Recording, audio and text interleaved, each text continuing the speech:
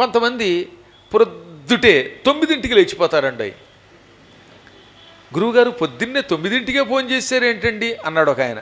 ఆహా, 9ంటికి పొద్దున్నేట పాపం, చాలా గొప్పవాళ్ళు ఉంటారండి. అలా 9ంటికి లేచి లేవగానే మళ్ళీ కాఫీలు తాగి టిఫిన్లు తిని స్నానం చేసేసరికి 10-12 అవుతుంది. ఇంకా ఉదయం పూట సంధ్యావందనం అక్కడ ఏడిసింది, ఇక్కడ మధ్యాహ్నం అయిపోయింది. అవునా? అందుకని అంత కాదు, కానీ కొంచెం ఆలస్యం అయితే, అంటే సూర్యోదయ సమయం కంటే 1 గంట ఆలస్యంగా ఏ కారణం చేతనైనా సంధ్యావందనం చేస్తే అప్పుడు వాడికి ఏం చెప్పారు, త్రయం అంటే 3 సార్లు కాకుండా ప్రాయశ్చిత్తముగా 4వ మారు అర్ఘ్యం ఇమ్మన్నారు. ఎన్నోసారి ఇవ్వాలి? రోజు 3 సార్లు అర్ఘ్యం ఇచ్చేవాడు మళ్ళీ 4వసారి నీళ్లు తీసుకుని కాలాతీత ప్రాయశ్చిత్త ప్రాతఃసంధ్యార్ఘ్య ప్రదానం కరిష్యే అనాలి.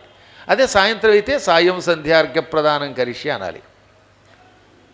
కాబట్టి ఆలస్యమైనప్పుడు ఏం చేయాలి, అధికముగా 4వసారి అర్ఘ్యం ఇవ్వాలి.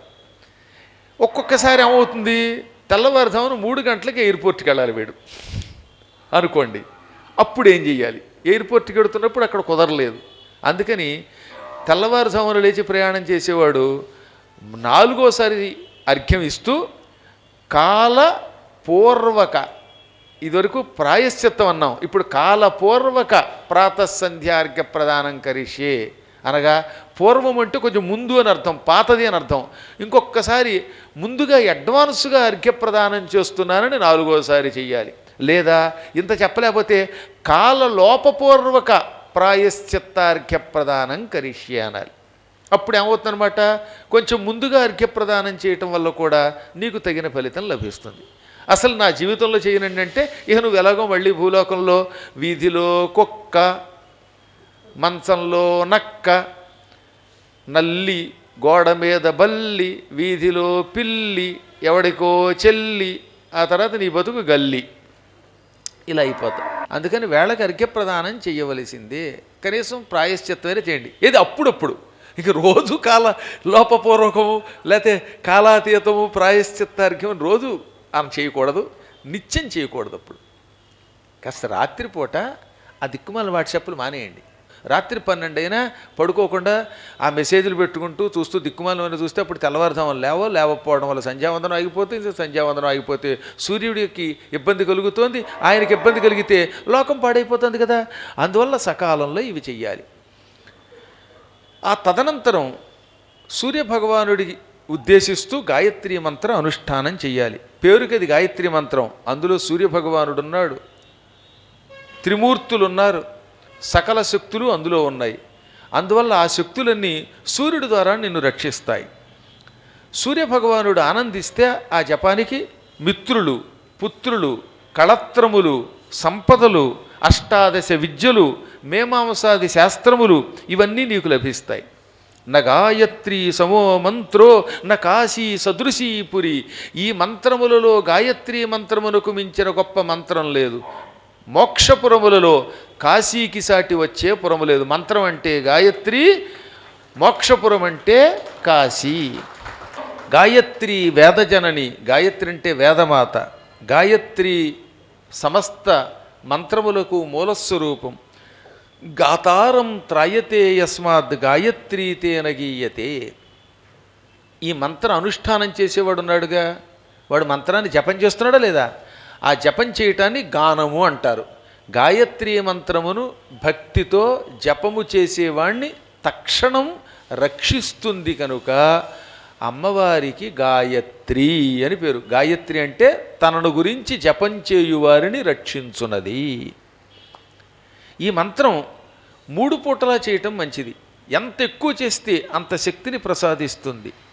శ్రద్ధతో చేసే కొద్దీ ఫలితం ఇస్తుంది. త్రిమూర్తులు గాయత్రీ మంత్రంలో ఉన్నారు, త్రిమాతలు గాయత్రిలో ఉన్నారు. ఈ గాయత్రీ మంత్రపూర్వకంగా యజ్ఞం చేసిన వాడు మహాపుణ్యాత్ముడవుతాడు. ఇక్కడే ఒక విశేషం చెప్పారు. గాయత్రీ మంత్రాన్ని ఒక్క బ్రాహ్మడి మీద తప్ప తక్కిన వారు ఎవరి మీదన్నా శత్రుత్వం ఉంటే అటువంటి వాడిని పాడు చేయడానికి వెనక నుంచి చదువుతూ అవతల వాడిని ఉద్దేశిస్తే వాడు డామ్మ చచ్చిపోతాట. అది అభిచార క్రియ అంటారు. కానీ విప్రుడి మీద మాత్రం ప్రయోగిస్తే తిరిగి వచ్చి నిండే చంపేస్తుంది. మంత్రం వెనక నుంచి చదివే ప్రక్రియని విలోమ ప్రక్రియ అంటారు. ఆ ప్రక్రియతో శత్రువులు చంపిన వాళ్ళు కూడా ఉన్నారు. కానీ అది చెయ్యొద్దు అని మాత్రం మళ్ళీ అంటున్నాడు ఆయన. కావాలని చేయకండి. ఓ శత్రువు ఎవడో పరమపాపాత్ముడు నిన్ను పీడిస్తూ ఉంటే వాడిని మనసులో తలుచుకుని ఈ మంత్రం వెనక నుంచి చదివి చేతిలోకి నీళ్లు తీసుకుని వాడు నాశనం అయిపోవాలని విడిచిపెడితే ఇది వెళ్ళి బ్రహ్మాస్త్రంలో వాడిని ధ్వంసం చేస్తుంది. కానీ విప్రుడి మీద మాత్రం ప్రయోగించకూడదు. అందుకే క్షితిదేవోత్తమ బ్రాహ్మణుండు వెలిగా అని తెలుగులో శ్రీనాథుడు కూడా అనువాదం చేస్తూ ఆ పద్యంలో చెప్పాడు. ఒక బ్రాహ్మణుని విడిచిపెట్టి తక్కిన వాళ్ళ మీదకి విలోమ ప్రక్రియతో ప్రయోగించి పడగొట్టచ్చు. అలా పలుకుతూ ఉండగా ఈ సూర్యమండలం దాటిపోయింది విమానం. అగస్త్యుడు ఇదంతా ఎవరికి చెబుతున్నారు? లోపాముద్ర కదా, మర్చిపోద్దండోయ్. లోపాముద్ర అడిగింది కదా, శ్రీశైల శిఖరం దృష్ట్యా పునర్జన్మన విద్యతే యదమే వహి సత్యం చేత్ కిమర్థం కాశిరిష్యతే అని అడిగితే అప్పుడు ఆయన శివశర్మోపాఖ్యానం చెప్పి శివశర్మ చచ్చిపోయి పైకెడుతున్నదంతా అగస్త్యుడు లోపాముద్రగా చెబుతున్నాడు. శ్రీశైలంలో చెప్పాడు ఇదంతా పైగా ప్రయాణంలో. ఆయన ఇక్కడ ఒక్క క్షణం ఆగి ఈ అద్భుతమైన కథ ఏది, ఈ గాయత్రి మంత్ర విశేషాలు, సూర్యభగవానుడి చరిత్ర, ఇదంతా కూడా ఈ శ్రద్ధగా ఈ కథ విన్నారా లేదా మీరు? ఇది వింటేట దరిద్రో భవేత్కాపిన అధర్మేషు ప్రవర్తతే. ఎంత దరిద్రుడైనా అధర్మం చెయ్యడు, అంటే దొంగతనం చెయ్యడు. పైగా దారిద్ర్యం తొలగిపోయి వాడికి సంపదలు వస్తాయి, భుక్తి లభిస్తుంది, ఆనందం కలుగుతుంది. అంత్యకాలంలో ఈ కథని వినగలిగితే, ఇప్పుడు నేను చెప్పిన కథని మరణం శయ్య మీద ఉన్నవాడు, లేక మంచం మీద ఉన్నవాడు, రిటైర్ అయిపోయినవాడు, రిటైర్ అయి పెన్షన్ పుచ్చుకున్నటువంటి వాడు, ఇటువంటి వాళ్ళు దీన్ని వింటే అటువంటి వాళ్ళకి ఉత్తమ మరణం లభిస్తుంది, ఉత్తమ గతులు లభిస్తాయి, సకల శుభాలు కలుగుతాయి. ఇక్కడి నుంచి విమానం ఇంకా ముందుకెళ్ళిపోయింది. ఒక అద్భుత లోకం కనపడింది. అబ్బా, అక్కడ అన్నీ శుభాలే. ఆ లోకాన్ని చూచి మళ్ళీ ఆయనకు అనుమానం వచ్చింది. ఏమండోయ్, ఇందాక చూసిన లోకాల కంటే ఈ లోకం ఇంకా బాగుంది, ఇదేం లోకం అని అడిగితే ఇదే స్వర్గలోకము. ఈ లోకానికి అధిపతి ఇంద్రుడు. ఇప్పుడు నువ్వు చూస్తున్నది అమరావతి. ఆ అమరావతి అండోయ్, అటు ఇటు కాకుండా చెడిపోయిన అమరావతి కాదు, స్వర్గలోకంలో ఉన్నటువంటి అమరావతి నగరం. ఈ నగరంలో నువ్వు చూస్తున్నది నందనవనం. ఈ నందనవనంలో కల్పవృక్షాలు ఉన్నాయి. ఈ కల్పవృక్షములు కోరిన కోరికలు తీరుస్తాయి. పూర్వం పాల సముద్రాన్ని దేవదానవులు చిలికినప్పుడు సముద్రంలో నుంచి పుట్టిన దివ్యమైన కల్పవృక్షం ఇక్కడే ఉన్నది. అదిగో అది కామధేనువు. అదిగో అక్కడ కూర్చున్న పరమపుణ్యాత్ముడే సహస్రాక్షుడు, 1000 కళ్ళు కలిగిన వాడు. అందరూ దిక్పాలకులకి మూలపురుషుడు ఆయన, త్రిలోకాలకి అధిపతి. ఆయన్ని ఇంద్రుడు అంటారు. ఆయన తెల్లని కాంతితో తెల్లని వస్త్రాలతో తిరుగుతూ ఉంటాడు. ఇక్కడ నూతులు అక్కర్లేదు, అన్నీ చంద్రకాంత శిలలే. ఆ శిలలు కరిగి వచ్చిన నీరు ఉంటుంది ఇక్కడ. ఇక్కడ దాహం వేస్తే మంచినీళ్ళు తాగరు, అమృతమే తాగుతారు. ఇక్కడ అమృతం ఎంత ఎక్కువగా ఉంటుందంటే తాగి తాగి ఇక ఓకిలిస్తారట, అంటే డోక్కుంటారట. తిండి ఎక్కువ ఇది ఏమవుతుంది, మరీ ఓవర్గా పెట్టేసి వద్దన్న పెట్టేశారు అనుకోండి, కూరేసి నోట్లో ఏవో అని కక్కుకుంటారు తిండి ఓవర్ అయితే. అవునా? అమృతం కూడా ఎక్కువైపోయి ఇక బాబోయ్ అని డోక్కునేంత వాంతి చేసుకునేంత అమృతం ఉంటుంది అక్కడ. మనమేమో దొరక్క ఏడుస్తున్నాం ఇక్కడ. అంటే మనవాళ్ళు తాగే అమృతం వేరే ఉందనుకోండి, ఆహాహా, మన గవర్నమెంట్లు ఆ అమృతానికి ఢోకా లేకుండా చేస్తున్నాయి. కానీ ఈ దిక్కుమాలిన అమృతం కాకుండా దేవలోకంలో ఉన్న ఒక పవిత్రమైన అమృతం ఉన్నది. ఆ అమృతం అక్కడ ఎక్కువైపోయి తాగడానికి కూడా విరక్తి కలుగుతూ ఉంటుంది. ఈ ఇంద్రభగవానుడు 100 అశ్వమేధయాగాలు చేశాడు. ఇతడు మహాత్ముడు. ఈ అగ్ని, యముడు, నిరుతి, వరుణుడు, వాయువు, కుబేరుడు, ఈశానుడు అని పిలువబడే తక్కిన దిక్పాలకులంతా ఆయన ఎలా చెబితే అలా నడుచుకుంటారు. ఇతడు పుణ్యాత్ముడు. ఈయన భార్య శచీదేవి. మహాపుణ్యం చేసిన వాళ్ళు, ఎంతో పుణ్యం చేసిన వాళ్ళు, ధర్మరాజులాగా అసత్యాలు ఆడకుండా ఉన్నటువంటి వాళ్ళు, భూలోకంలో నియమం తప్పి నడుచుకునేవాళ్ళు, నిరంతరం గురువులను పూజిస్తూ వాళ్ళ పాదధూళి శిరస్సును ధరించేవారు, అష్టాదశ పురాణములను వినేవారు, శాస్త్రములను పూర్తిగా అభ్యసించినటువంటి వాళ్ళు, గోదానం భూదానం చేసినటువంటి వాళ్ళు. అలాంటి పుణ్యాత్ములు ఈ స్వర్గానికి వస్తారు. భాగవతాన్ని బంగారపు సింహాసనం మీద ఊరేగించి ఆ కార్యక్రమంలో పాల్గొంటే వాడు వైకుంఠానికి కడతాడు. బోడి స్వర్గం కాదట. స్వర్గం కొంతవరకే. స్వర్గం ఊహించక్కర్లేదనుకోండి, కల్లో కూడా స్వర్గానికి అంత తేలిక కాదు వెళ్ళడం. కానీ వైకుంఠంతో పోలిస్తే స్వర్గం చిన్నది కదా. అందుకని చెబుతున్నాను మళ్ళీ. ఇదిగో ఈ దివ్యలోకం అంటూ ఉండగా ఇంద్రుడు, శివశర్మ, నా లోకానికి వచ్చే యోగం నీకు లేదు, నువ్వు అదృష్టవంతుడు, ఇంకా పైకి ఎడుతున్నావు అని అతనికి వీడుకోలు పలికాడు. అక్కడి నుంచి ఇంకొంచెం ముందుకెళ్ళిపోయింది విమానం. ఇప్పుడు ఒక ఆయన 7 జ్వాలలతో వెలిగిపోతూ కనబడ్డాడండోయ్. ఈయనెవరంటే 7 జ్వాలలతో ధగధగ వెలిగిపోతున్న ఈ పుణ్యాత్ముడు అని అడగ్గా, ఈయన పేరు అగ్ని, వైశ్వానరుడు అంటారు ఈయన్ని. నువ్వు చూస్తున్న లోకం వైశ్వానర లోకం లేక అగ్నిలోకం. భూలోకంలో పరమపతివ్రతలు అగ్నిప్రవేశం చేశారు ఒకప్పుడు, వాళ్ళంతా ఈ లోకానికి వస్తారు. నిత్యాగ్నిహోత్రం చేసేవాళ్ళు ఈ లోకానికి వస్తారు. సంధ్యావందనం చేసిన తర్వాత దీపారాధన చేసే పుణ్యాత్ములు ఇక్కడికి వస్తారు. కార్తీక మాసంలో నెల్లాళ్ళు దీపదానం చేసేవాళ్ళు, దీపాలు వెలిగించేటటువంటి వాళ్ళు, ఆవునేతితో వెలుగుతున్న దీపాలను నదులలో విడిచిపెట్టేవాళ్ళు, పూర్ణిమ నాడు కోటి దీపార్చన లాంటి అర్చనల్లో పాల్గొనేవాళ్ళు, ఆకాశదీపానికి సాయం చేసేవాళ్ళు, ఆకాశదీపం పెట్టేటటువంటి వాళ్ళు, నక్తవ్రతాచరణ చేసినటువంటి వాళ్ళు, వాళ్ళంతా ఈ అగ్నిలోకంలో సకల సుఖాలు పొందుతారు. ఈ మధ్యన మూర్ఖుడు దీపాలు ఎందుకు వెలిగించడం అంటున్నాడండి, వాడు మాత్రం నరకలోకానికి పోతాడు. అగ్నిరేకో ద్విజాతీనాం నిశ్రేయసకరఃపరః. బ్రాహ్మణోత్తములకి అగ్ని ఒక్కడే అనేక సుఖములను ప్రసాదిస్తాడు. గురుర్ దేవో వ్రతం తీర్థం సర్వమగ్నిర్వినిశ్చితం. గురువుని దేవుడిగా భావించి ఆయన అనుజ్ఞతో తీర్థయాత్రలకు వెళ్ళేవాడు అగ్ని అనుగ్రహంతో సర్వశుభములను పొందుతాడు. ఎందుకంటే సర్వమును ఇచ్చేవాడు అగ్ని గనక. నీకు గురుభక్తినిచ్చేవాడు ఆయనే, గురువుల ద్వారా సుఖాలను అందించేవాడు ఆయనే. ఈ అగ్నిని పూర్వం విడిచిపెట్టకుండా పూజించటం వల్ల వరణ అనే నదీ తీరంలో ఉన్న పురంలో ఉన్న ప్రవరుడనేటటువంటి వాడు హిమాలయాల్లో చిక్కుకుపోయి కూడా తిరిగి తన లోకానికి వెళ్ళగలిగాడు. అగ్ని మహామహిమ కలిగిన వాడు. పూజించి తనను నిరంతరం భక్తితో సేవించేటటువంటి వాళ్లకు అగ్నిదేవుడిచ్చే సుఖములు అన్నీ ఇన్ని కావు, అలౌకిక సుఖాలు ఇస్తాడు. ధూపము, దీపము, నైవేద్యము మొదలైనవన్నీ తన ఇష్టదేవతకి సమర్పించేవాడు కూడా ఈ అగ్నిలోకానికి వస్తాటండోయ్. ఇంట్లో పూజలు చేస్తున్నారు కదా మీరంతా, అప్పుడు దీపం వెలిగిస్తున్నారు, ధూపం ఇస్తున్నారు, నైవేద్యం పెడుతున్నారు. ఈ పుణ్యం వల్ల కనీసం వైకుంఠానికి వెళ్ళకపోయినా నరకానికి వెళ్లకుండా అగ్నిలోకంలో సుఖంగా ఉంటారు. అంటే కొంచెం తక్కువ పుణ్యాలు చేసేవాళ్ళు ఈ అగ్నిలోకానికి వెడతారు. అనగానే, ఏమండి ఇంద్రుడంటే 100 యజ్ఞాలు చేస్తే ఇంద్ర పదవి పొందాడని చెప్పారు, యమధర్మరాజు గారు గొప్పతనం చెప్పారు, ఈ అగ్నిగారి గొప్పతనం గురించి కూడా చెప్పండి అన్నాడు ఆయన. అయితే చెబుతున్నాను విను. అగ్ని పదవిని అంత తేలిగ్గా ఎవడబడితే వాడు పొందలేడు. ఈతడు అగ్ని పదవి పొందడం వెనకాతలో ఒక పూర్వజన్మ సుకృతం ఉన్నది. అతడి తండ్రి ఇతడు చేసిన పుణ్యం వల్ల ఈతడు అగ్ని అయ్యాడు. అగ్ని అనేది ఒక పదవి. అగ్ని ఆ వ్యక్తి పేరు కాదు, అగ్ని ఒక లోకం. ఆ అగ్ని లోకంలో ఎవరైనా అగ్నిగా మారచ్చు. ఇప్పుడున్న ఈ అగ్ని పేరు వైశ్వానరుడు. ఇతనికి ముందు, వైశ్వానరుడికి ముందు బృహస్పతి తండ్రి అంగిరుడు అనేవాడు అగ్నిగా ఉండేవాట. ఒకప్పుడు అగ్ని ఎవరు? బృహస్పతి తండ్రి అంగిరుడు. అతనికి పూర్వం ఇంకొక ఆయన ఉండేవాడు, ఆయన పేరు శుచిష్పతుడు.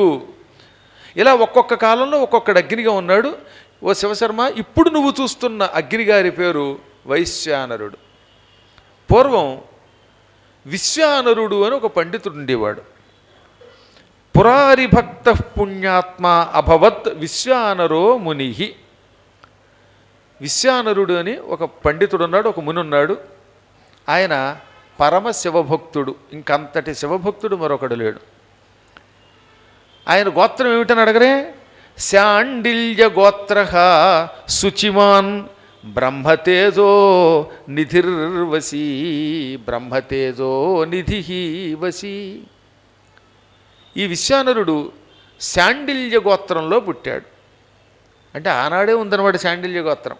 అంత పాతది శాండిల్య గోత్రం, అంత తక్కువ గోత్రం ఏం కాదు, అది అద్భుతమైన గోత్రం. ఆ శాండిల్య గోత్రంలో పుట్టిన ఈతడు పరమ శుచివంతుడు, బ్రహ్మతేజస్సునకు నిధి, ఇంద్రియాలు అదుపులో పెట్టుకున్నాడు. ఆయన బాగా చదువుకున్నాక బ్రహ్మచర్యాశ్రమం విడిచిపెట్టి గృహస్థాశ్రమంలో ప్రవేశించాడు. ఎప్పటికైనా గృహస్థాశ్రమంలో ప్రవేశించిన తర్వాతే సన్యాసం పుచ్చుకోవాలి.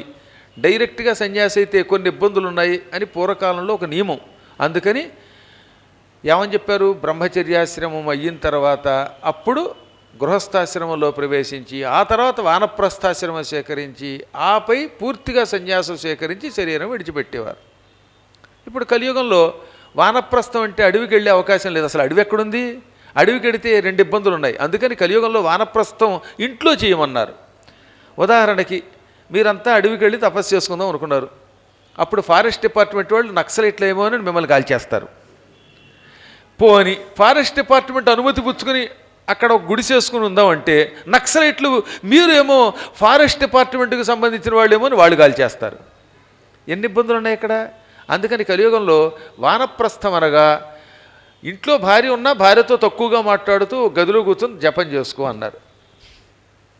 అలాగే భార్య కూడా భర్త గారు ఎదురుగుండా ఉన్నా ఎక్కువ మాట్లాడకుండా, ఏమండి మీ మొహం తగలయ్యా, మీ పెన్షన్ నాకు ఇవ్వటం లేదు అని ఆయన టెన్షన్ పెట్టకుండా ఆవిడ కూడా ఏకాంతంగా కూర్చోవాలి. మొగుడు పెళ్ళాలిద్దరూ ఒకళ్ళొకళ్ళు ఇంట్లో ఉన్నా తిట్టుకోకూడదు, కొట్టుకోకుండా దూరంగా చెరో గదిలో కూర్చొని జపం చేసుకోమన్నారు. పలకరించుకోండి, ఒకళ్ళకొకళ్ళు కాఫీలు ఇచ్చుకోండి, పులకరించకండి. పలకరింపులే కానీ పాత పులకరింపులు వద్దేక. అందుకని ఇంట్లోనే ఉంటూ తామరాకు మీద నీటిబొట్లో ఉండాలి. కానీ అలా ఉండడే వీడు. పొద్దున్న లేచిన దగ్గర నుంచి ఏమే లేచావా అని చావగొడతాడు. పాపం ఆవిడ అలిసిపోయి పడుకుంది అనుకోండి, ఏ వాట్సాప్లోనూ ఆవిడ పాటలు ఆవిడ చూసుకుంటూ ఆవిడేదో పడుకుంటే ఆవిడ పొద్దున్నే లేపేస్తాడు. వీడు చేదొస్తాడు, కాఫీ కాఫీ అంటాడు. ఆ తర్వాత గొడవలు, పాత గొడవలు. మీ నాన్న పెళ్ళికి నాకు బంగారం 4 కాసులు ఇస్తానన్నాడు, ఇవ్వలేదు. ఎప్పటి మాట, 70 ఏళ్ళు అయ్యింది పెళ్ళయి, ఇప్పుడు మళ్ళీ మీ నాన్న 4 కాసులు ఇస్తానన్నాడు అని కెలుగుతాడు ఈ దిక్కుమాలాడు. ఆయన పోయాడు, ఆయన ఏ లోకంలో ఉన్నాడో తెలియదు. ఇంకా ఎందుకు చెప్పండి ఆయన్ని. అలా కెలుక్కోకూడదట. ఇద్దరూ కూర్చుని జపం చేసుకోవాలి. కాఫీ తాగండి పర్వాలేదు, నేను కాఫీ తాగద్దని ఎవరిని అన్నాం. ఓ ఫ్లాస్కుడు తాగండి, మీకు రిస్క్ రానంత వరకు ఫ్లాస్కులో పోసుకుని కాఫీ తాగండి, పాలు తాగండి. కానీ మౌనంగా ఉండాలి, ఎక్కువ సోది చెప్పుకోకూడదు. వీలున్నంత వరకు పురాణాలు వినడానికి జపానికి గడపాలి. ఇంట్లో ఉండాలి, కానీ ఇంట్లో కాకుండా అడవిలో ఉన్నట్టు భావించాలి. ఇంకా ముఖ్యంగా మనవలు మనవరాళ్ళ మీద అసలు పడకూడదు. వాళ్ళు ఏదో వాళ్ళు చదువుకుంటూ ఉంటే ఇంక వీళ్ళు గొడవ చేస్తారు వాటికి. ఇదిగో నువ్వు అలా చేయకూడదు, నువ్వు ఇలా చేయకూడదు. వాళ్ళకి మండిపోదటండి. దాంతో ఈ ముసలాళ్ళు ఎప్పుడు పోతారా అని తిట్టుకుంటారు వాడు. అందుకని ఈ వదిలేసి పెత్తనం పిల్లలకి ఇచ్చి వాళ్ళకి ఇవ్వాల్సిన ఆస్తి ఇచ్చేయండి. నువ్వు బతుకుండగా రాసేయి. దిక్కుమలాడ నువ్వు చచ్చాక ఈ ఆస్తి ఎవడికి పెడుతుందో తెలియదు. అందువల్ల బతికొండగా ఇచ్చి నీ బతుకు కావాల్సింది అట్టే పెట్టుకుని జాగ్రత్తగా ఉంటూ ఎవరితో ఎక్కువ అటాచ్మెంట్ లేకుండా డిటాచ్డ్గా ఉంటే అప్పుడు వాడి ఇంట్లో ఉన్న వానప్రస్థాశ్రమంలో ఉన్నట్లే. అలా ఉన్న పుణ్యాత్ముల్ని చూసాం మేము. అందువల్ల చెబుతున్నాను, మేము మా పూర్వజన్మ సుకృతం వల్ల చూసాం. అస్సలు దేంతో సంబంధం లేకుండా మా నాన్నగారు బతికారు, మా అమ్మలా బతికింది. ఈ పెంట గొడవలు లేవు ఆవిడకి. హాయిగా గుళ్ళోకి వెళ్ళేది, వచ్చేది, కాసేపు దండం పెడితే పెట్టించుకునేది, రామకోటి రాసుకునేది. ఆవిడకి భాషలు 3 భాషలు వచ్చు, సంస్కృతం వచ్చు, హిందీ వచ్చు, తెలుగు వచ్చు. నేను ఒట్టు పెట్టి చెబుతున్నాను, అమరకోశం ఆంధ్రనామ సంగ్రహం పూర్తిగా కంఠస్థం వాడికి. ఇది ఇందులో అసత్యం లేదు, ఒట్టు పెట్టి చెబుతున్నమాట.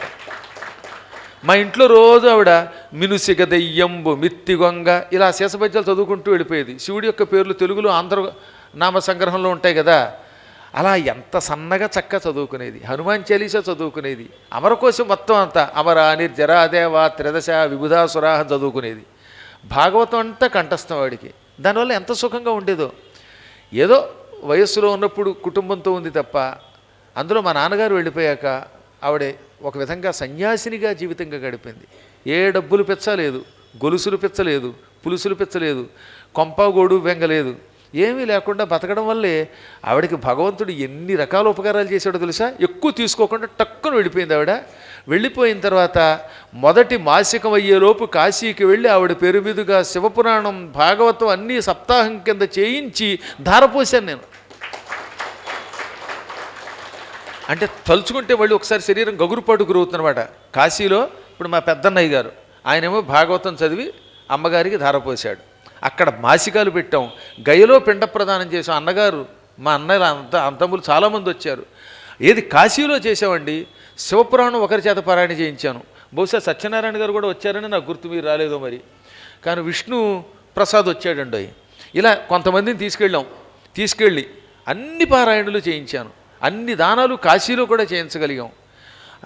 బ్రహ్మ కపాలంలో పిండ ప్రదానం చేయగలిగాం. ఇలా ఇన్ని కార్యక్రమాలు ఆవిడికి జరిగాయి. మహావైభవంతో చేయించుకుని వెళ్ళిపోయింది. కారణం ఏంటో తెలుసా? చివరి రోజుల్లో అంటే కాస్త వయస్సు వచ్చాక ఎవ్వరితో ఎక్కువ సంబంధం లేకుండా ఆవిడ కాలక్షేపం ఆవిడ చేసింది. అత్యంత భక్తితో బతికింది. తామరాకు నీటిలో పుడుతుందా, కానీ తామరాకు మీద నీరు పోయండి అంటుకోదు. అలా ఉండాలండి. దాన్నే వానప్రస్థం అంటారు. అది పెద్ద కష్టం కాదు. ఇప్పటికీ నేను ఇంట్లో అలాగే ఏడుస్తున్నాను. పైకి మీతో కలుసున్నట్టుగా ఉన్నా, నాకేం సంబంధం లేకుండా ఉంటున్నాను. ఎవడేమనుకున్నా నా మానసికమైన జపం, మానసికమైన తపస్సు చేసుకుంటూ చదువుకుంటూ బతుకుతున్నాను. అందుకే మీరు నాకు లైక్ కొట్టినా డిజలైక్ కొట్టినా ఒకటే, వీడు పురాణం బాగా చెప్పాడు అన్నా ఒకటే, ఈరోజు తగలేసాడన్నా ఒకటే. ఈ పూట మీరు నాకు అన్నం పెట్టినా ఒకటే, సున్నం పెట్టినా ఒకటే. ఎవడేమనుకున్నా అలాగే బతికేస్తున్నాం. మీరు కూడా ఇలాగే బ్రతుకుతారు. ఇంకొంచెం నాకంటే మీరు గొప్పవాళ్ళు కనుక నేనేదో కొంచెం సామాన్యుడిని మీతో పోలిస్తే. మీరు నా భక్తులు, మహానుభావులు, నాకు తెలుసు మీ గొప్పతనం. అందువల్ల మీరు కూడా ఇంకొంచెం ఎక్కువ సాధన చేసి ఇంట్లోనే వానప్రస్థ జీవితం గడపండి. ఇప్పుడు కదా, ఆఫ్టర్ 60 years. మీరు కాదు నాయన, మీరు వానప్రస్థం ఉంటే మళ్ళీ డేంజర్.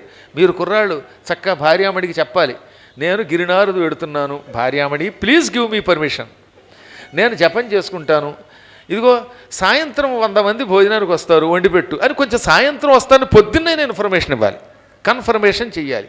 అంతేగానే అరగంటలో ఇదిగో వాళ్ళు 100 మంది వచ్చారు, వండకపోతే డేంజర్ అంటే ఇది డేంజర్. మీరు జాగ్రత్తగా గృహస్థాశ్రమాన్ని నిర్వహించుకోండి, మీ ఉద్యోగాలు చేసుకోండి, మీ డబ్బులు దాచుకోండి. ఎందుకంటే ఇది ధర్మం గనక. పిల్లల్ని చదివించాలి, అవి చేయకపోతే అది తప్పు. బ్రహ్మచర్యాశ్రమంలో ఉన్నప్పుడు బ్రహ్మచర్యంతో ఉండాలి. గృహస్థాశ్రమంలోకి వచ్చాక గృహస్థుడిలాగే చక్కగా నడుపుకోవాలి దాన్ని. దానికి ఉదాహరణ తాతగారు. ఆయన 60 ఏళ్ళు వచ్చేదాకా వాళ్ళు ఆవిడ్ని అహన్నా సుందరంట అని చక్కగా ప్రేమగా చూశారు. ఆయన ఇవ్వాల్సిన డబ్బులు ఇచ్చారు, కారు కొనుక్కున్నారు, ఇల్లు గట్టి పెట్టారు, ఆవిడ ప్రేమగా చూశారు. ఆవిడ అప్పుడప్పుడు అప్పడాల కరతో కొట్టినా సహించారు. అన్నీ అలా చెయ్యాలి. ఇప్పుడు రిటైర్ అయ్యాక హాయిగా ఆవిడ జాగ్రత్తగా చూస్తూనే డిటాచ్డ్గా ఉంటూ గురువుగారి కోసం కారు పుచ్చుకొని, ఆ కారు మహావేగంగా వెళుతుంటే దీనికి బ్రేకులు ఉన్నాయా లేవా అని అందులో కూర్చున్నాడు. అప్పుడప్పుడు కొంచెం గుండెలు టిక్ టిక్ అని కొట్టుకుంటూ ఉండగా హాయిగా నడిపేస్తున్నారు. ఇదొక అద్భుతమైన ఆశ్రమం. ఇంకా చివరి రోజులు వచ్చాయి. తప్పదు కదా, ఎవరికైనా ముసలితనం వస్తుంది కదా. ఆ ముసలితనం వచ్చినప్పుడు ఇక ప్రాణం పోతుందని మనకి తెలిసిపోతుంది. ఆ తెలిసినప్పుడు ఏం చేయాలి? వెంటనే ఏమనాలి? గోవింద మాధవ దామోదర జగదానందకారక నారాయణ, గోవింద మాధవ దామోదర అని గోవిందుణ్ణి, ఈశ గిరీశ మహేశ అని శివుణ్ణి, లేదా ఇదిగో అష్టోత్తర శతనామాలని తలుచుకోవాలి. అప్పుడు ప్రాణం సుఖంగా విడిచిపెట్టేయాలి. ఇవన్నీ నియమములు. ఈ నియమములన్నీ పాటిస్తున్న మహానుభావుడు గృహస్థాశ్రమంలో ప్రవేశించకపోతే అది ధర్మం కాదు అనుకున్నాడు. శుచిష్మతి అనే ఒక పరమ పుణ్యాత్మురాల్ని, ఒక ఉత్తమ స్త్రీని పెళ్లి చేసుకున్నాడు. ఆవిడ కూడా చాలా అదృష్టవశాత్తు మంచి భార్య దొరికింది. ఇంకెంతకంటే అదృష్టం ఉందండి ఈ ప్రపంచంలో. భార్యకి ఒక గుణవంతుడైన భర్త, పుణ్యాత్ముడు దొరకడం, ఈ భర్త గారికి ఉత్తమురాలైన భార్య దొరకడం, అమ్మా అది ఎంతో తపస్సు చేస్తే కానీ దొరకవు. ఎక్కడో పూర్వజన్మ పుణ్యం వల్ల మీలాంటి పుణ్యాత్ములకి అలాంటి భార్యాభర్తల బంధం కుదురుతుందన్నమాట. ఏది మా ఎంవి సత్యనారాయణ గారికి ఉదయలక్ష్మి గారు దొరికినట్టుగా, నిడుముక్కల సత్యనారాయణ గారికి సుబ్బమ్మ గారు దొరికినట్లుగా, కోట వెంకటలక్ష్మీ నరసింహం గారికి ఏమో జమణి గారు దొరికినట్లుగా, పిఎస్ఆర్ మూర్తి గారికి వల్లీ త్రిపుర సుందరి గారు దొరికినట్లుగా, తాతగారికి బామ్మగారు దొరికినట్లుగా ఎంతో పుణ్యం చేసుకున్న వాళ్ళకి అందరూ చెప్పారు, నన్ను మర్చిపోయారు అనుకుంటారు. దేవరకొండ సుబ్రహ్మణ్య శర్మ గారికి, వాళ్ళ ఆవిడ పేరు అంటే తెలియదు కానీ ఆవిడ దొరికినట్లుగా, ఇలా ఇదొక పూర్వజన్మ సుకృతమే కదా. ఇప్పుడు వీళ్ళు అతుక్కుని తిరుగుతున్నారు చక్క ఈ వయసులో కూడా. ఇంకా ఆ రోజుల్లో ఎలా తిరిగారో, ఇప్పుడే ఇలా ఉన్నారంటే పక్క పక్కన కుర్చీ వేసుకుని ఆ రోజుల్లో మిర్చి బజ్జీ వేసుకు తిన్నారు. వాళ్ళు ఎప్పుడూ ఒకే మాట మీద నిలబడతారు. ఒకే మాట, ఒకే బాణం, ఒకే భార్య, ఒకే భర్త. ఇలా ఐకమత్యంతో కలిసి ఉండడం ఉందే, అబ్బబ్బా నాల్పస్య తపసఫలం అన్నారు. ఇది ఎంతో తపస్సు చేస్తే తప్ప దొరకరు. మీ అందరికీ అలాంటి జీవితం రావాలని కోరుకుందాం. ఏమన్నా కాస్తో కోస్తో తేడా ఉన్నా సర్దుకుందాం. మళ్ళీ ఆ కొసమెరుపు లేకపోతే కష్టం. మరీ పూర్తిగా సతీవ్రతులు అవ్వడం కొంచెం కష్టం.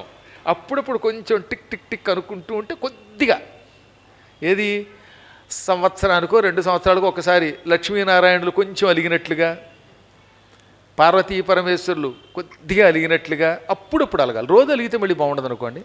అలా కలిసి ఉండాలట.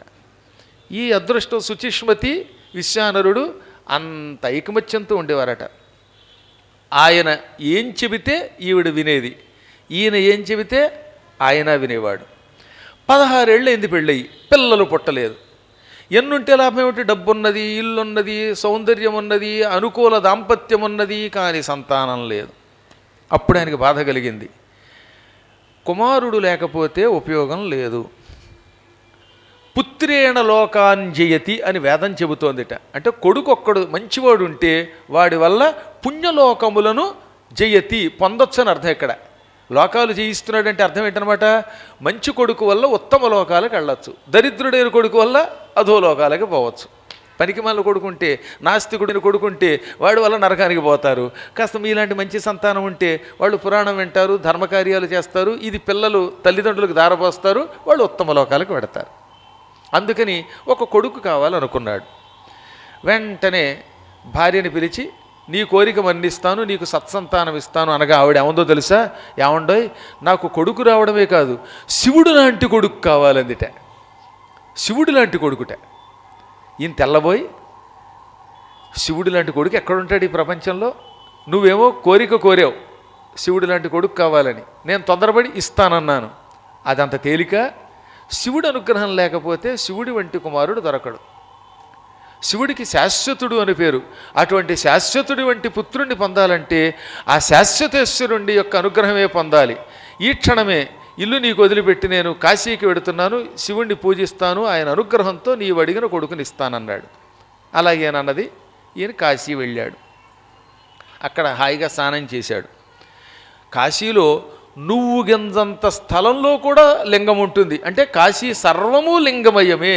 ఏ ఇల్లు చూచినా, ఏ వీధి చూచినా, ఏ ప్రాంతం చూసినా అంతా లింగమయమే. అంతా లింగమయం, జగమంతా లింగమయం అన్నట్టుగా ఉంటుంది. తెలుగులో కూడా అనువాదం చేస్తూ నువ్వు గింజంత స్థలంలో కూడా శివలింగం ఉంటుందన్నారు శ్రీనాథుల వారు. సంస్కృతంలో తిలాంతరోపినో కాశ్యాం భూమిర్లింగం వినా క్వచిత్. ఎంత మంచి మాట అండి. నువ్వు గింజ ఎంత ఉంటుంది చెప్పండి? చాలా చిన్నదనా? ఆ గింజం పెట్టడానికి కూడా వీలు కాకుండా ఉన్న స్థలంలో కూడా ఉన్నదట ఏది లింగం. అనగా నువ్వు గింజంత స్థలం కనబడితే అక్కడ కూడా లింగం ఉందన్నమాట. ఎక్కడ చూసినా లింగాలి, అన్నీ లింగాలి. అందువల్ల కాశీలో ఉన్నవాడు వాడు కూర్చున్నది లింగం మీదే, పడుకున్నది లింగం మీదే, ఇల్లు కట్టుకున్నది లింగం మీదే, వాడి నెత్తి మీద లింగమే, కింద లింగమే, పక్కన లింగమే, సర్వము లింగమే. ఇప్పుడు లింగం లేని చోట ఎక్కడుంటుంది? అంతా లింగమే.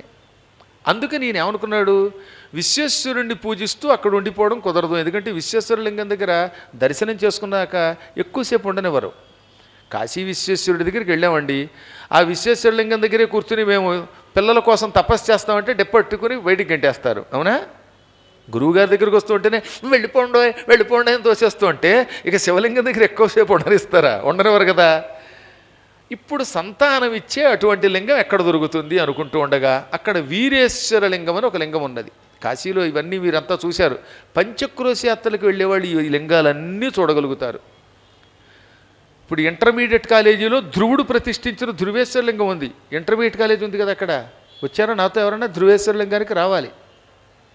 ఓ చోట వీరేశ్వరలింగం, శివరాత్రీశ్వరలింగం, బ్రహ్మేశ్వరలింగం, మహాలింగం, ఇవన్నీ లింగాలు ఉన్నాయి. అన్ని లింగములు కాశీఖండంలో చెప్పినవి ఎప్పటికీ ఉన్నాయి. ఒకప్పుడైతే వీటిని పాడు చేశారు. కానీ ఇప్పుడు సెంట్రల్లో నరేంద్రుడు, కాశీలో యోగీంద్రుడు ఉండి మళ్ళీ మనకి పూర్వవైభవం ఇస్తున్నారు.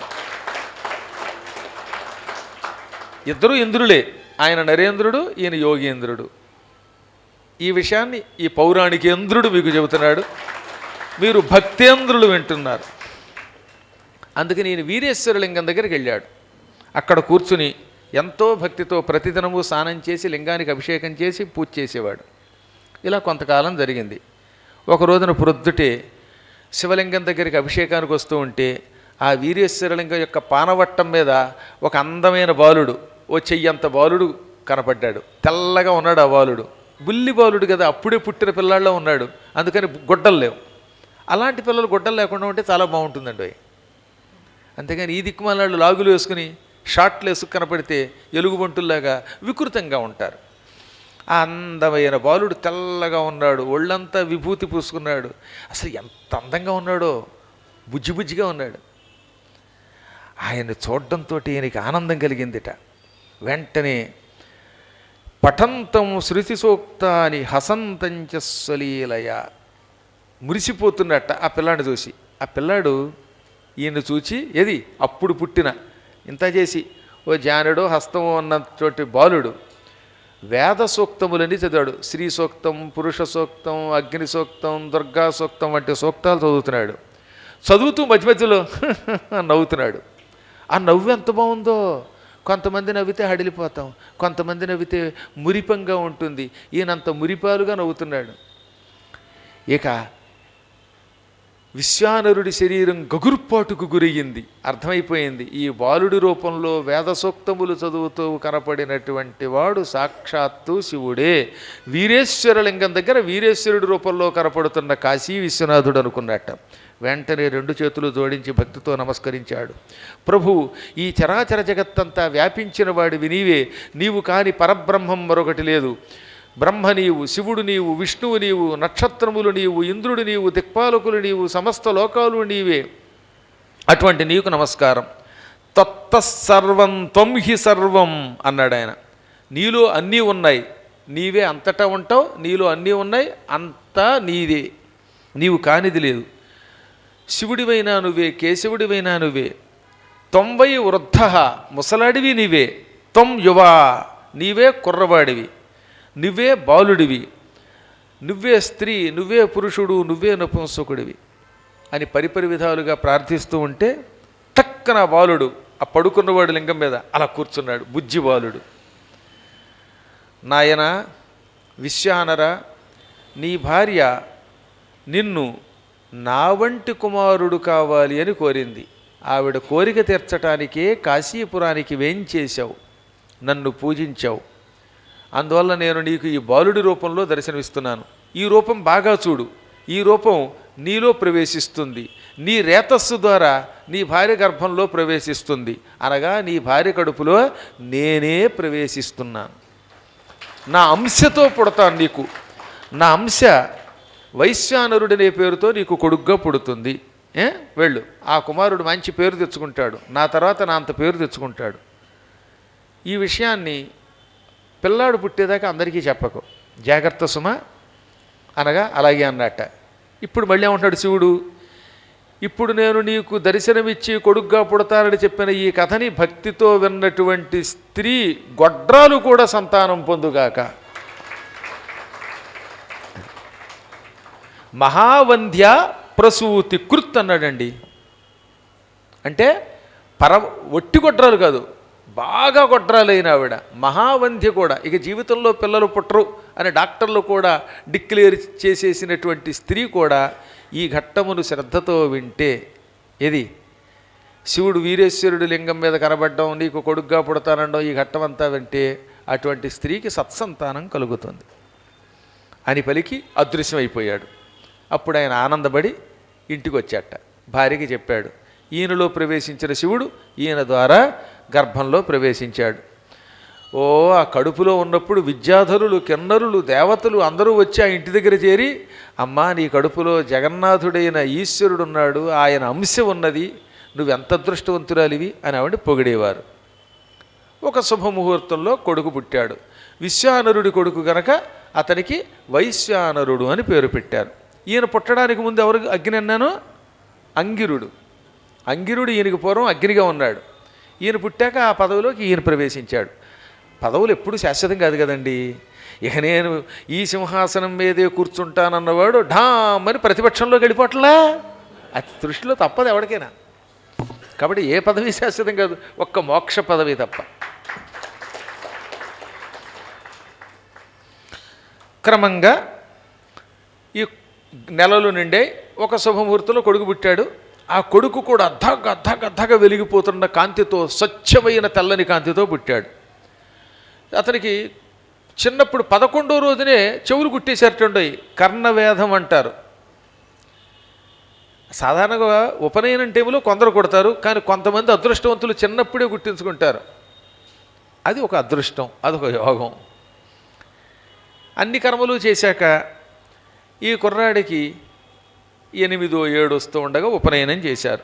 ఆ ఉపనయన సమయములో అక్కడికి నారద మహర్షి వచ్చాడు. సరిగ్గా 8వ ఏట ఉపనయనం అయ్యిందో లేదో ఆ టైంలో నారదుడు వచ్చాడు. అప్పటిదాకా మంచి ఆనందంగా సాగిపోతుంది 2 వేల జీవితం.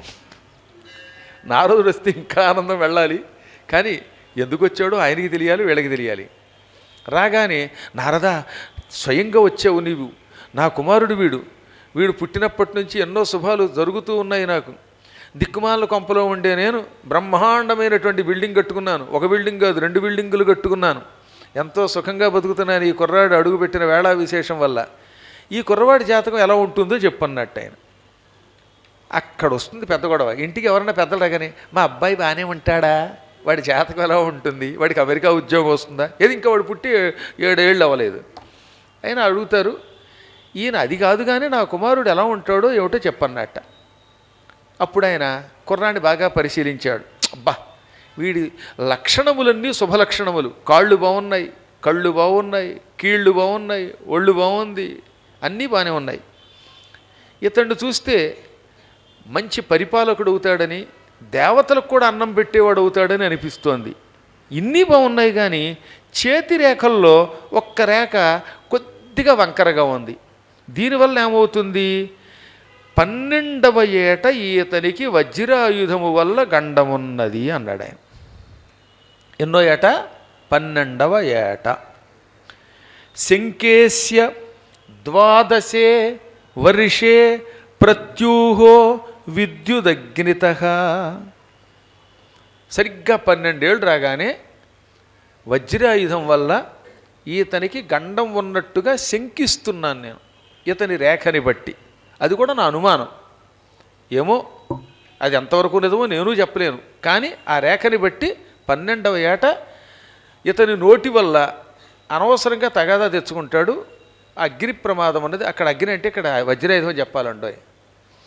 విద్యుదగ్నిత అంటే ఇక్కడ ఈ విద్యుత్ అంటే పిడుగుపాటు వంటిది, వజ్రాయుధం దెబ్బ అని అర్థం అని పలికి, ఆ భగవంతుడే కాపాడాలి, విశ్వేశ్వరుణ్ణి పూజించావు, వీరేశ్వరలింగాన్ని పూజించావు, భగవంతుడు నీ కొడుగ్గా అంశతో పుడతానన్నాడు కాబట్టి ఆ శివుడు చూసుకుంటాడు, ఎంతకు మించి నాకేం తెలియదు, నారాయణ నారాయణ అని టిక్కున అదృశ్యం అయిపోయాడు.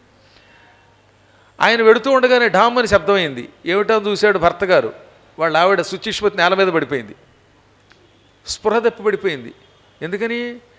12వ ఏట వజ్రాయుధం వల్ల కుమారుడికి గండమన్నాడు నారదుడు, వజ్రం దెబ్బ తగిలితే ఎవడన్నా బతుకుతాడా అనుకుని కింద పడిపోయి, ఆ తర్వాత తేరుకుని, కుమారా నిన్ను ఎంతో కష్టపడి కన్నాను నాయన, నువ్వు గొప్పవాడు అవుతావు అనుకుంటే వజ్రం వల్ల నీకు గండం వస్తుంది అంటున్నాడు నారదుడు, నేను ఎక్కడికి వెళ్ళను, క్వ గచ్చామి, ఎక్కడికి వెడతాను బాబోయ్, ఎవరిని శరణు కోరను అని ఏడ్చింది.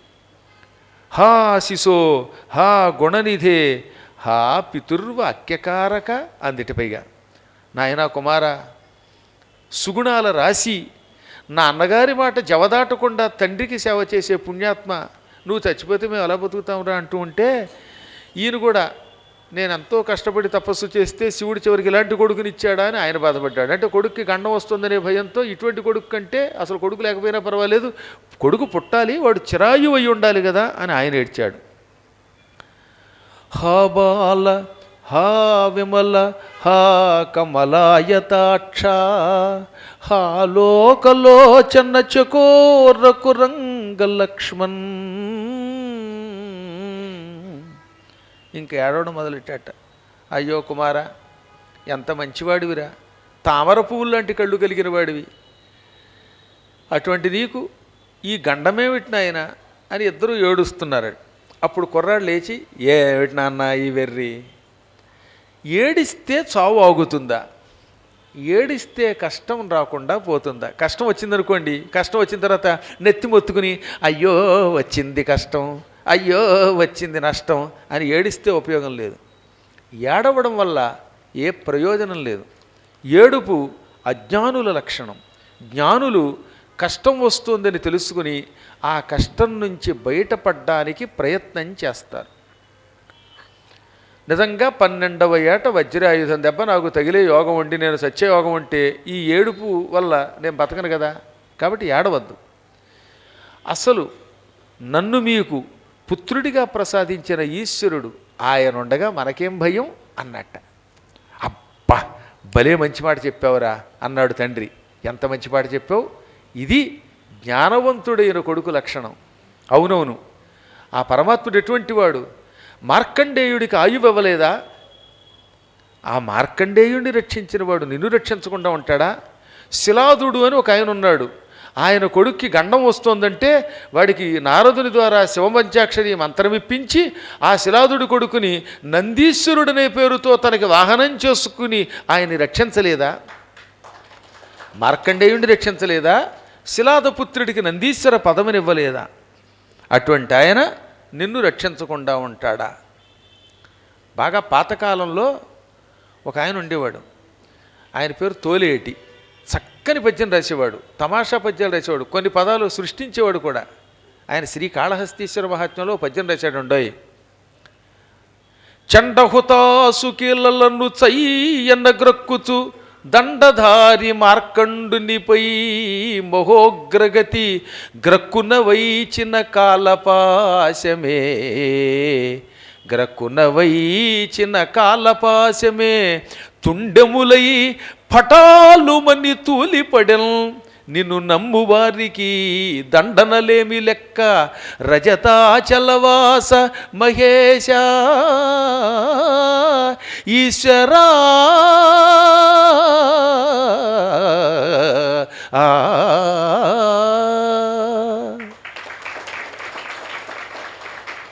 ఇగో ఒకప్పుడు మార్కండేయుని మీద భయంకరమైన అగ్నిజ్వాలను కమ్ముతూ యమధర్మరాజు గారు విసిరిన కాలపాశం పడింది. ఆ కాలపాశం ఆయన మీద పడగానే శివానుగ్రహంతో పట్మని ముక్కలైపోయింది. నిన్ను నమ్ముకున్నవాడికి ఈ దండనలు ఒక లెక్క అన్నాడు ఆయన. నిజంగా నీ మీద భక్తితో శివ శివ శివ శివ అని నిరంతరం జపం చేసేటటువంటి వాణ్ణి ఏ కాలపాశము ఏమీ చెయ్యలేదు. యముడి పాశములు ముక్కలు చేసే శక్తి శివుడికున్నది, యమదండమును విరగ్గొట్టే శక్తి ఆయనకున్నది, వజ్రాయుధాన్ని ఒక పూచిక పుల్ల కింద అవతల పారేసే శక్తి, ఎండిపోయిన గరిక పోచ కింద అవతలకి విసిరేసే శక్తి కేవలం ఈశ్వరుడికున్నది. కాబట్టి ఆ ఈశ్వరుణ్ణి నమ్ముకుందన్న ఆయన నిజమే అన్నాడు ఆయన. అయితే మీరు ఏడవకండి, ఇప్పుడే కాశీ వెళ్ళిపోతాను అనగానే నేను రానా అన్నాడు ఆయన. ఏం వద్దు, మీ ఇద్దరు ఇంట్లో కూర్చుని హాయిగా రోజు పొద్దున్నే కాఫీ తాగండి, పుణుకులు తినండి, నేను మాత్రం వెళ్ళిపోతాను అన్నాడు ఆయన. మళ్ళీ వీళ్ళు వస్తే ఇబ్బంది, అందుకని తల్లిదండ్రులని ఇంటిలో వదిలి ఆ వెళ్ళేటప్పుడు మళ్ళీ వాళ్ళకి నమస్కారం చేసి, తల్లిదండ్రులకు నమస్కారం చేయకుండా వెళ్ళకూడదండి. మేము ఎరిగి ఒక కుర్రాడు ఉండేవాడు, వాళ్ళ నాన్న తాగుబోతు. ఓ రోజున నాన్న కాళ్ళు ఇలా పెట్టు అన్నాడు. మేము హై స్కూల్లో చదువుకుంటున్న రోజుల్లో నాకు క్లాస్మేట్ అనుకోండి వాడు, ఆ క్లాస్మేట్ అయిన కుర్రాడి పేరు చెప్పట్లేదు. వాళ్ళ నాన్న తెగ తాగేవాడు, వాళ్ళ అమ్మని రోజు బాధేవాడు, విసిగించేవాడు. ఒక రోజున కుర్రాడు ఏం చేశాడు, నాన్న కాళ్ళు ఇలా పెట్టు అని 2 కాళ్ళకి దండం పెట్టాడు. నా కొడుకు ఇలా ఉండాలి, ఇలాంటి కొడుకుంటే ఇంకో సీసా తాగచ్చు అంటూ ఉంటే లాగ్ మీద కొట్టాడు. కళ్ళు బయర్లు గమ్మాయి. నాన్న ఏమనుకోకు, తండ్రి అనుమతి తీసుకోకుండా ఏ పని చేయకూడదట, పద్మాకర్ గారు పురాణంలో చెప్పారు. ఏది నేను పురాణం స్కూల్లో చెప్పేవాడిని, కాశీ మజిలీ కథలు ఇవన్నీ నా చేత చెప్పించేవారు. తోట రమామణి గారిని ఒక ఆవిడ టీఆర్ఎం అనేవారు, ఆవిడ ఇంటి పేరు తోట. ఆవిడకి నేనంటే చాలా ఇష్టం. 8th క్లాసులో నా చేత పురాణాలు చెప్పించేవారు, ఏది ఖాళీ దొరికినప్పుడు. నా చిన్నప్పటి నుంచి పురాణమే, నా బతుకే పురాణం. అందువల్ల చెప్పొచ్చేదంటే అందులో ఏం చెప్పానంటే, తల్లిదండ్రుల్ని కొట్టినా దండం పెట్టాలరా బాబు అన్నంటే కర్మగాలి. అందుకని వాడు ఏం చేశాడు, ఈ తాగుబోతాడు కాళ్ళు పట్టుకు దండం పెట్టి లాగా కోపేద కొట్టి, రోజు దండం పెడతాను కానీ బుద్ధి చెబుతాను జాగ్రత్త, తాగేవంటే తంతానన్నట్ట. 2 దెబ్బలు రోజు ఇలా దండం పెట్టి మరి దండం పెడుతూ ఉంటే వాడు మారిపోయాడు తర్వాత.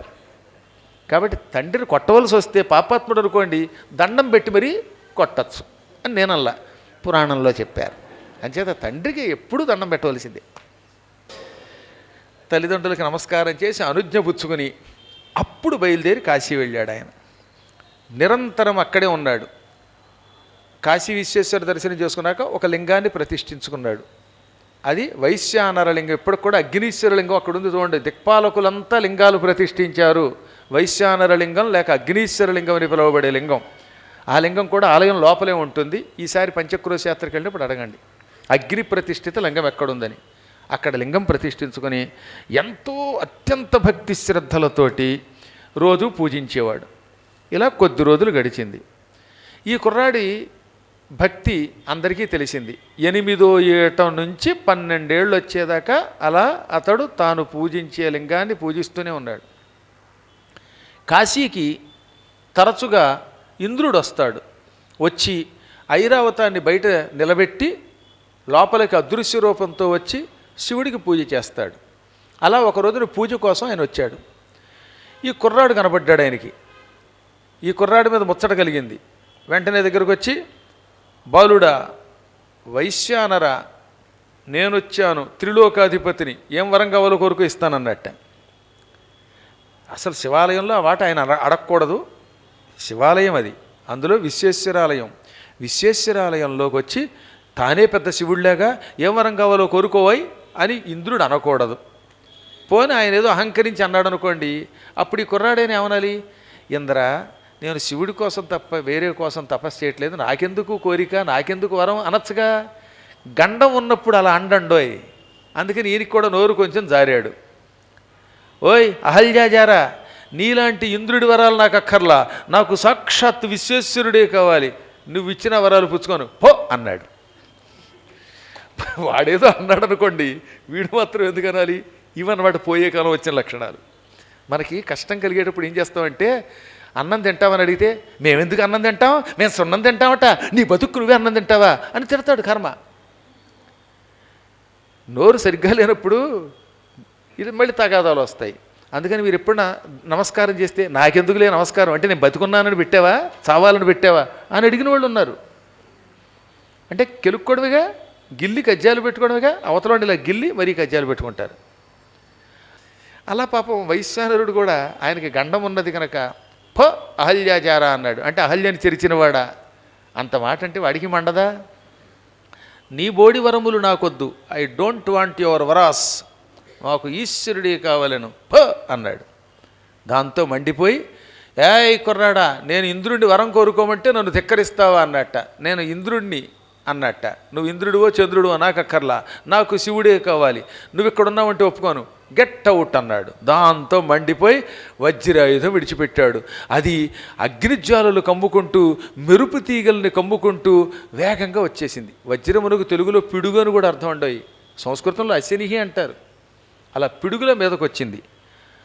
దాంతో ఈయన శివలింగాన్ని గట్టిగా కౌగిలించుకుని వణికిపోతూ శివ రక్షించన్నాడు. ఈ వజ్రం మీదకి రాగానే అతన్ని ఏం చేయకుండా పక్కకు పడిపోయింది. కానీ ఆ వజ్రం నుంచి వచ్చిన వేడి వల్ల, ఆ విద్యుత్తు కిరణముల వల్ల సొమ్మసిల్లి పడిపోయాడు శివలింగం మీద.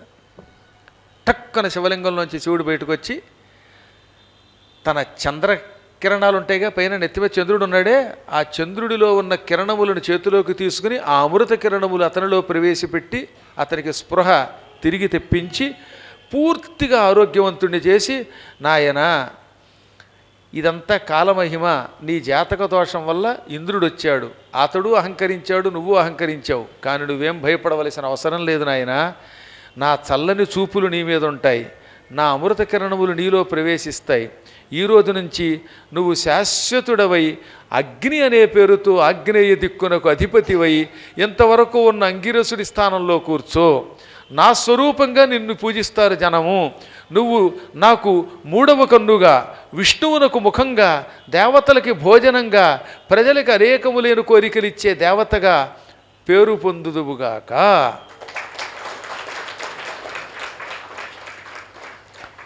ఇదిగో నువ్వు ప్రతిష్ఠించిన ఆ లింగం అగ్నీశ్వర లింగం అని పిలువబడుతుంది.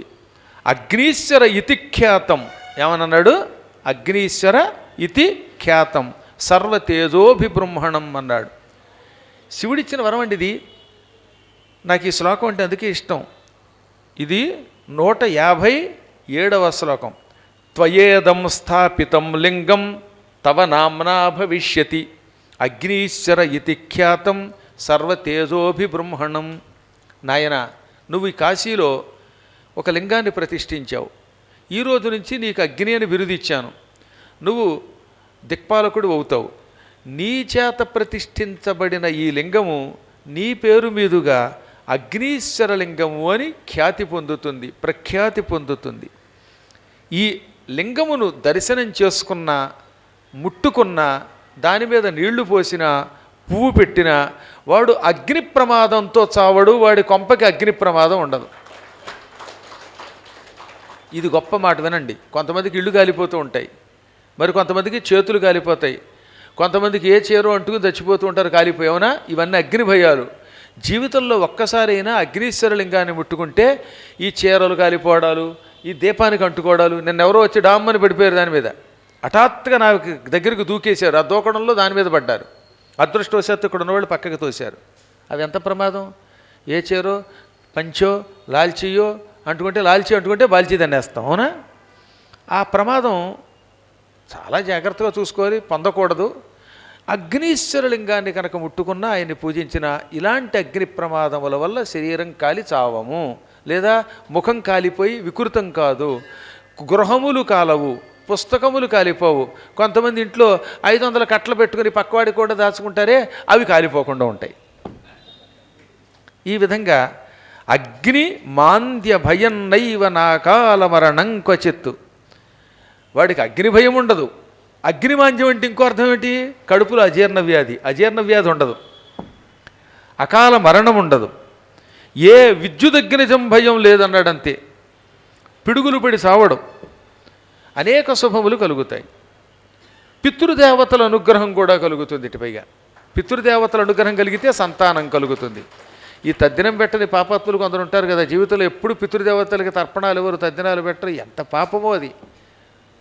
ఆ పాపానికి కూడా కొంతవరకు ప్రాయశ్చిత్తం అవుతుంది. ఇక మీదటి పెడతానంటే అని అగ్నికి శివుడు వరం ఇచ్చాడు.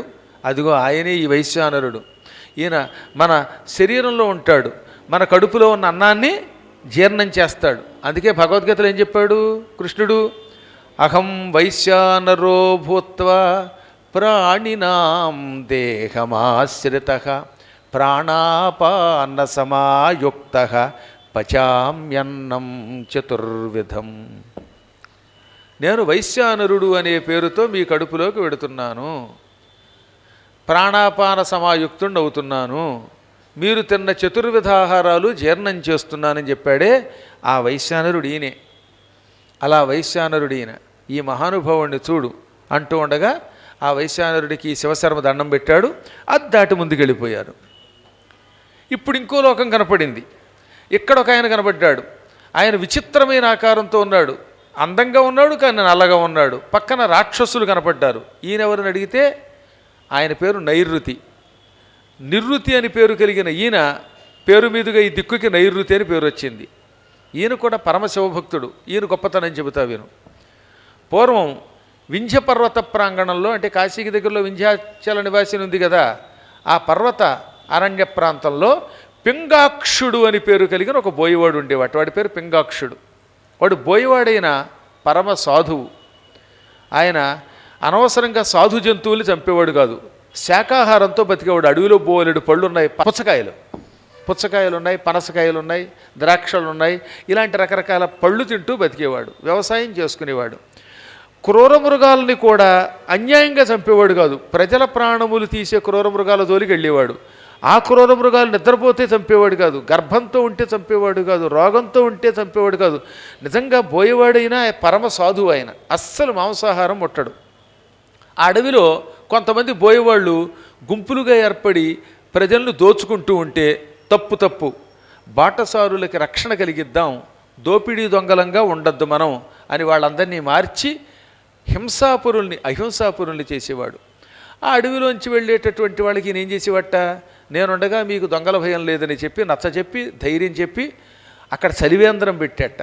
వేసవకాలంలో మంచినీళ్ళు ఇచ్చేవాడు, కమ్మని మజ్జిగ ఇచ్చేవాడు, నేతితో అన్నం పెట్టేవాడు, సారపప్పు పెట్టేవాడు, తేనె పోసేవాడు, భోజనాలు పెట్టేవాడు, పళ్ళు ఇచ్చేవాడు. ఎంత సేవ చేశాడు, అంత గొప్పవాడు మరొకడు ఉండడు. అసలు మ్లేచ్చుల్లో ఇలాంటి వాళ్ళు ఉంటారా అన్నట్టుగా ఉండేవాట. ఇలా అతనున్నప్పుడు అడవిలో ప్రయాణం చేయటం కూడా సుఖంగా ఉండేది. ఒక రోజున ఇతడు వేటకి బయలుదేరాడు. ఏదో క్రూర మృగాలు అప్పుడప్పుడు ప్రజల మీద పడుతూ ఉంటే ఆ క్రూర మృగాలను వేటాడి ప్రజలకి బాధ లేకుండా చేయడానికి ధనుస్సు పుచ్చుకు బయలుదేరాడు. ఇంతలో ఇతడు లేని సమయం చూసుకుని ఇతని పిన్నాన్న కొడుకు, అటువంటి వాళ్ళు పితృవ్యులు అంటారు, వాడి పేరు తారాక్షుడు. తారాక్షుడు అని పేరు కలిగిన ఒక కజిన్ ఉన్నాడు వీడికి, వీళ్ళ బాబాయ్ కొడుకు. వాడు పరమ దుర్మార్గుడు, వీడికి వ్యతిరేకి. ఇతడంటే కొంచెం భయం కనుక ఇతను ఉన్నప్పుడు ఎదురుగుండా దొంగతనం చేయడు, కానీ ఇతను లేనప్పుడు మాత్రం తన బోయేవాళ్ళ దొంగల గుంపుని వెంట పెట్టుకుని ప్రజల్ని దోచుకుని చంపేసేవాడు. వాడు ఓ రోజున అటుగా వెడుతున్న బాటసారుల మీద పడ్డాడు. పాప ఆ బాటసారులు ప్రయాణం చేసి అలసిపోయారు, వాళ్ళ బట్టలన్నీ మాసిపోయాయి. దగ్గరున్న కొంచెం డబ్బులు జాగ్రత్తగా దాచుకున్నారు, పెద్ద డబ్బు కూడా లేదట వాళ్ళ దగ్గర. అయినా ఈ దుర్మార్గుడు వాళ్ళ మీద పడి కొందరిని చంపి కొందరిని కొట్టి వాళ్ళ గోచిగుడ్డలు కూడా లాగేసి, అంత దుర్మార్గులు ఉంటారుండే, అంత దరిద్రులు ఉంటారు, గోచిగుడ్డ కూడా కొట్టేసేటవాడు, ఇంకే పేచీ లేదు. వాళ్ళ దగ్గర ఉన్న బంగారం లాగడం మొదలెట్టాట. వాళ్ళు కంగారు పడి, నాయనా పింగాక్ష, నువ్వున్నావనే నమ్మకంతో ఈ అడవిలో ప్రయాణం చేస్తున్నాం, కానీ ఈ దొంగాడవడం మమ్మల్ని చంపుతున్నాడు, కొడుతున్నాడు, రక్కేస్తున్నాడు, రక్షించు రక్షించని అరవగా వేటకి వెడుతున్న పింగాక్షుడి చెవిలో ఈ మాటలు పడ్డాయి. హారి, నేను లేని సమయంలో ఎవరో బాటసారుల్ని దోచుకుంటున్నారన్నమాట అని పరుగు పరుగున అక్కడికి వచ్చాడు. ఆ సమయంలో అతని దగ్గర పరివారం లేదు, ఒక్కడే ఉన్నాడు. ఇక్కడ దొంగలు 1000 మంది ఉన్నారు. అయినా ఏమాత్రమూ భయపడకుండా, బాటసారులారా, మిమ్మల్ని ఈ లొంటాకుల నుంచి రక్షిస్తాను, మీరేం భయపడకండి అని పలికి తానొక్కడే అర్జునుడిలా నిలబడి ఎదురుగుండా ఉన్న శత్రువుల్ని కౌరవులుగా భావించి, నిజానికి కౌరవులకి అర్జునుడికి సంబంధం ఉంది, ఇది ఈ పోలిక శ్రీనాథుడు రాశాడు. సంస్కృతంలో అలా రాయలా, ఇతడు మహావీరుడు యుద్ధం చేశాడన్నారు. తెలుగులో శ్రీనాథుడు ఈయన అర్జునుడితోటి వాళ్ళని కౌరవులతో పోల్చాడు. నాకు అప్పుడప్పుడు అనుమానం వస్తుందన్నమాట, కవులు అలా ఎలా అయినా రాయొచ్చు. కవులు ఎన్నో విచిత్రాలు చేస్తారు. దానికి ఉదాహరణ చెప్పనా మీకు? ఇప్పుడు వరూధిని చరిత్ర ఉంది, సారోచేషం అనుసంభవం. అందులో చంద్రుణ్ణి తిట్టింది వరూధిని. తిడుతూ ఏమంటుంది? గాంధీవము నీ చేతిది పాండవునింజారబట్టి బ్రతికితి మా విల్లుండిన నేడు నిశాచర చండవే అల్లునికి తోడు శతభల్లములని అంటుంది. నీ చేతిలో గాంధీవం అర్జునుడి దగ్గరికి వెళ్ళింది, లేకపోతే చంద్ర ఆ గాంధీవం కూడా నీ దగ్గర ఉంటే ఇదిగో మన్మధుడేమో పూలబాణం వేస్తే నువ్వు నిజంగా బాణాలు వేసి చంపవా అంది. గాంధీవం అర్జునుడి దగ్గరికి ఎప్పుడు వెళ్ళింది? ద్వాపర యుగంలో. ఈ కథ ఎప్పటిది? 2వ మనువు, సారోచేష మనువు కాలం. అంటే మొదటి మనువు వెళ్ళిపోయి 2వ మనువు పుట్టే కాలం. ఆ కాలంలో పాండవులు ఉన్నారా? గాంధీవం అక్కడికి వెళ్ళిందా? కారణం ఇదిగో అల్లసాని పెద్దనికి తెలుసు గాంధీవం గురించి. మనకి ఇలాంటి ఊహలు విచిత్రంగా వస్తాయి. ఇలా ఎన్నెన్నో, ఒకటి కాదు, కవుల్లో చాలా విచిత్రాలు ఉంటాయి. యుగానికి యుగానికి సంబంధం లేకుండా కలుపుతారు. అలా కలపటం కూడా ఆ కవులకు ఒక వన్నె తెచ్చిపెడుతుంది, సామాన్యులు కారు గనక. అందుకని ఇక్కడ సంస్కృతంలో మాత్రం అలా చెప్పలేదు, తెలుగులో చెప్పారు. ఏమైతేనే ఆయన విల్లు పుచ్చుకుని ఒక్కడే భయంకరమైన బాణాలతో దొంగలందరినీ చంపి పారేశాడు, 1000 మందిని చంపేశాడు. ఆ తారాక్షుణ్ణి చంపాడు, కానీ వాళ్ళు బాణాలు వేశారు. దాంతో వీడు ఒళ్ళంతా బాణాలు గుచ్చుకున్నాయి. ఆ బాణములు గుచ్చుకున్న ఈతడు అంగుళం కూడా బాణము లేని స్థలం లేకపోవటం వల్ల ముళ్ళపందిలే అయిపోయాట. అంటే ఒళ్ళంతా బాణములు గుచ్చుకున్నాయి. ఆ బాణములు ముళ్ళతో కూడిన శరీరంతో ఉండడం వల్ల ముళ్ళపందిలే కనబడ్డాడు. ఒళ్ళంతా గుచ్చుకున్న బాణాలు ముళ్ళుగా ఈతడు పందిలే కనబడ్డాట. అంత బాధలో కూడా వీళ్ళందరినీ మీరు భయపడకండని ధైర్యం చెప్పి బాధ ఓర్చుకుంటూ అడవి దాటించిన తర్వాత మళ్ళీ అడవిలోకి వస్తూ ఉండగా ఈ ఒళ్ళంతా గుచ్చుకున్న బాణాల నుంచి రక్తస్రావం అయిపోయి కింద పడి చచ్చిపోయాడు. చచ్చిపోయేటప్పుడు కాశీ విశ్వేశ్వర అని విశ్వేశ్వరుని తలుచుకున్నాడు. దాంతో కాశీలో పుట్టాడు. కాశీలో బ్రాహ్మణ వంశంలో పుట్టి అక్కడ ఒక లింగాన్ని ప్రతిష్ఠించాడు. ఆ లింగాన్ని పూజించగానే శివుడు మెచ్చుకుని, నీకు నిర్వృతి అని పేరు పెడుతున్నాను, నువ్వు పూర్వజన్మలో బోయేవాడివి, మహాపుణ్యం చేసావు. ఆ పుణ్యం వల్ల నిర్వృతి అనే ఒక రాక్షసుడిగా మారి ఒక దిక్కుకి అధిపతి అయిపో, దక్షిణమునకు పడమరకి మధ్యలో ఉన్న కోణానికి నువ్వు అధిపతివి, నీ పేరు మీదుగా అది నైరుతి అవుతుంది. ఓ రాక్షసోత్తమా, నువ్వు దేవతల కంటే గొప్పవాడివై పరిపాలన చెయ్యన్నాడు. ఇతడు పూర్వజన్మలో బోయేవాడు అవడం వల్ల అలా నైరుతి అయ్యాడనమాట. ఆ విధంగా ఈతడు నైరుతి దిక్కుని పరిపాలిస్తున్న పుణ్యాత్ముడు, ఈతడు పరమసుందరాకారుడు, ఈతడు ధర్మాత్ముడు. ఈతడి కథ విన్నటువంటి వాళ్ళు తెలియక చేసిన హత్యాపాపాల నుంచి విముక్తి పొందుతాడు. తెలియక జీవితం అంతా రకరకాల మాంసములు తిన్నటువంటి వాడు ఈ కథ వింటే ఆ మాంసం తిన్న పాపం నుంచి విముక్తికి వచ్చేస్తాడు. అహింస పరమోధర్మ అన్న గొప్ప సూత్రాన్ని లోకానికి చెప్పగలుగుతాడు అని పలికి ఈ నైరుతి యొక్క చరిత్ర చెబుతూ ఉండగా నిరుతి కూడా అతన్ని అభినందించాడు. ఇంకా అక్కడి నుంచి ముందుకెళ్ళారు. అక్కడ ఈసారి వరుణ దేవలోకం కనపడింది. ఆ విశేషాలన్నీ రేపటి రోజు మళ్ళీ యథాప్రకారంగా 6 గంటలకు ముచ్చటించుకుంటాం. విశేషం తక్కిన 5 రోజులు సద్వినియోగం చేసుకుందరుగాక.